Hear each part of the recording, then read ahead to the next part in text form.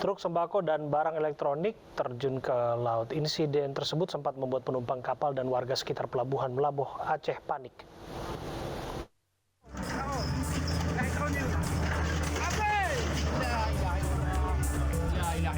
Truk sembako dan barang elektronik ini terjun ke laut setelah sebelumnya oleng dan hilang kendali.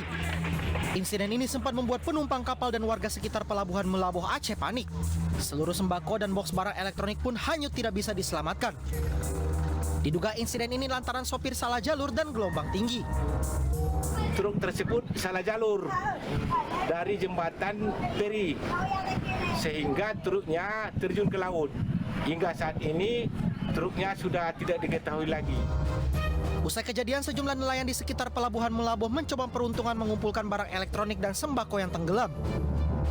Menurut para nelayan, mereka nekat mengambil barang yang terjun ke laut setelah mendapat izin dari pemilik truk.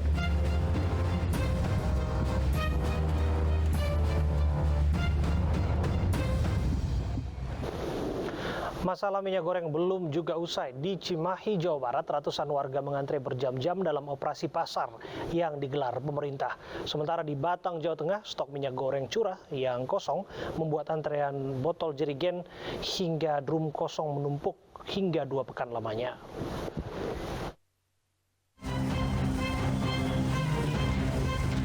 Operasi minyak goreng murah disambut antusias pedagang di Pasar Atas Baru, Kota Cimahi, Jawa Barat.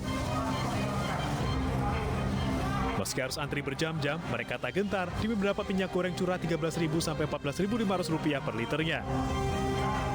Pasalnya, sudah sepekan belakangan, minyak goreng sangat sulit didapatkan. Jikapun ada, akan menjualnya di harga Rp16 hingga Rp20.000. Pasar minyak ini bantuan dari kerjasama Kemenag dengan provinsi juga. Jadi ini khusus untuk para pedagang pasar, dan untuk para pedagang. Jadi itu pedagang sudah kami list, yang mereka bisa membeli di sini dengan harga 13.000 per liter untuk dijual 14.000 atau 14.500 per kilo untuk dijual 12.500 seperti itu. Ya. Pemerintah Kota Cimahi menyediakan 1,2 ton minyak goreng curah untuk disalurkan di 3 pasar tradisional. Sementara di Kabupaten Batang, Jawa Tengah, stok minyak goreng sangat sulit dicari. Stok minyak goreng, baik curah maupun kemasan, kosong. Sejumlah botol, jerigen hingga drum kosong pun menumpuk hingga hampir 2 pekan lamanya. Warga terpaksa meninggalkan wadah milik mereka, berharap stok minyak goreng segera tersedia. Mau beli minyak tapi nggak ada. Nah, untuk apa Bu biasanya Bu? Untuk masak. Nah terus? Gorengi, bakul gorengan. Oh bakul gorengan ya. Udah berapa lama Bu? Goreng ini? Kelangkaan minyak. Enggak gorengi ya selama langka. Kelangkaan minyak ya. Kosongnya stok minyak goreng membuat warga Batang resah. Jikapun ada, minyak goreng curah dijual dengan harga Rp15.000 per kilogram, sementara minyak goreng kemasan Rp25.000 per kilogram.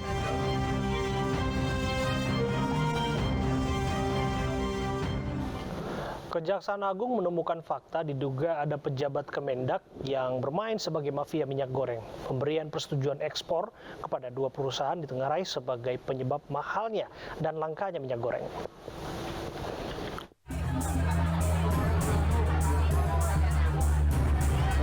Kasus kemahalan dan kelangkaan minyak goreng yang terjadi beberapa bulan terakhir perlahan mulai terkuak. Penerbitan persetujuan ekspor dalam kurun waktu 1 Februari hingga 20 Maret 2022 ditengarai menjadi salah satu penyebab penurunan konsumsi rumah tangga dan industri kecil yang menggunakan minyak goreng. Kejaksaan Agung menemukan adanya dugaan tindak pidana korupsi dalam kasus ini. Meskipun tidak disertai penetapan tersangka, Kejaksaan telah menaikkan perkara dugaan tindak pidana korupsi pemberian fasilitas ekspor minyak goreng ke tahap penyidikan. Kapus Penkum Kejaksaan Agung Ketut Sumedana menjelaskan ditemukannya fakta hukum ada dugaan gratifikasi dalam penerbitan persetujuan ekspor dari Kementerian Perdagangan kepada 2 anak usaha perusahaan kebutuhan rumah tangga dan makanan. Penerbitan persetujuan ekspor 2 perusahaan ini dinilai bertentangan dengan hukum karena belum memenuhi syarat distribusi minyak goreng sesuai kewajiban pasar domestik. Sebelumnya dalam rapat kerja bersama Komisi 6 DPR RI Maret lalu, Menteri Perdagangan Muhammad Lutfi membeberkan alasan kelangkaan minyak goreng. Lutfi mengakui ada pihak-pihak tertentu yang melakukan penyimpangan-penyimpangan di lapangan sehingga terjadi kelangkaan minyak goreng.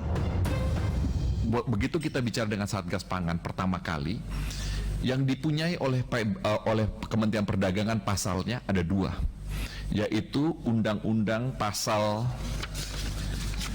kalau tidak salah saya, Undang-Undang Nomor 7 dan Undang-Undang Nomor 8, tetapi cangkokannya itu kurang untuk bisa mendapatkan daripada mafia dan spekulan-spekulan ini. Meskipun sempat mengaku sudah mengantongi sejumlah target nama yang akan diungkap, namun belum juga terungkap. Lutfi berdalih sudah menyerahkan nama-nama itu ke polisi. Temuan Kejaksaan Agung tentu menjadi tantangan bagi Lutfi dan Kementerian Perdagangan karena membongkar borok dari dalam dan diduga ada pejabat Kemendak yang bermain di mafia minyak goreng.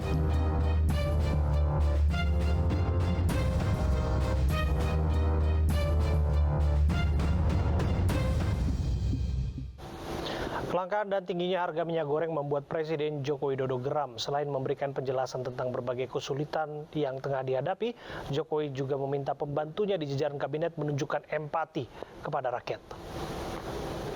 Jangan sampai kita ini seperti biasanya dan tidak dianggap oleh masyarakat nggak melakukan apa-apa. Tidak ada statement, tidak ada komunikasi. Harga minyak goreng sudah 4 bulan, tidak ada penjelasan apa-apa. Kenapa ini terjadi? Dan untuk membahas lebih jauh terkait temuan penyidik Kejaksaan Agung atas pelanggaran hukum ekspor minyak goreng, telah bergabung bersama kami Oke Nurwan, Dirjen Perdagangan Dalam Negeri, Kementerian Perdagangan. Assalamualaikum, selamat malam Pak Oke. Selamat malam, Mas. Ya, Pak Oke, kita melihat lagi dan lagi nampaknya Presiden memberikan perhatian serius kaitannya dengan isu kelangkaan dan tingginya harga minyak goreng. Belakangan, kita tahu Kejaksaan menyebutkan dan mengendus ada dugaan gratifikasi ekspor minyak goreng yang diduga dilakukan oknum pejabat di Kementerian Perdagangan. Bagaimana informasi detailnya, Pak? Saya kira kalau hal itu biarkan proses hukum berjalan. Kalau memang, karena yang saat ini Kementerian Perdagangan sedang fokus untuk memastikan ketersediaan minyak goreng di lapangan, di hadapan masyarakat. Tentu hal ini dari Kementerian Perdagangan lebih berorientasi untuk kelancarannya.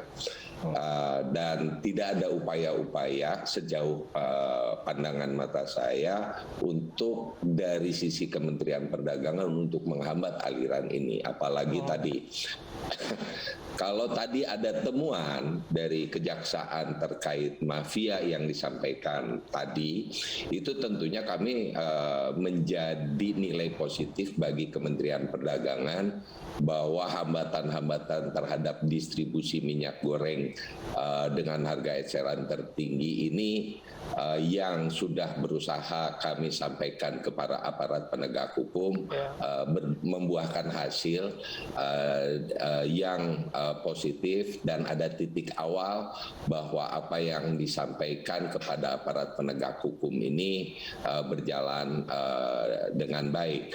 Walaupun pada saat menyerahkan itu sangat dirasakan oleh kami, sehingga kami memberikan data yang lengkap kepada pihak kepolisian untuk menindaklanjutinya.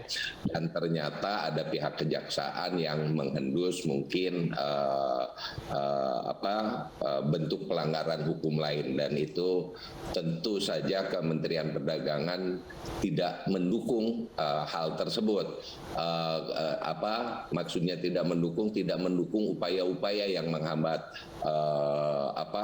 distribusi ini, sehingga kami sangat mengapresiasi terhadap langkah-langkah yang dilakukan oleh Kejaksaan dalam mengungkap mafia yang memang sudah kami rasakan sejak dijalankannya kebijakan, dan ternyata yang kami dihadapkan pada isu kelangkaan. Oke. Saya harus tanya Pak, mengenai pengawasan internal, apakah ini berjalan Pak? Karena kita tahu di Inspektorat sendiri kan punya penyidik yang memastikan bahwa semuanya berlangsung transparan dan akuntabel. Saya kira itu berjalan karena pelaksanaan kalau yang tadi disebutkan persetujuan ekspor itu berbasiskan aplikasi.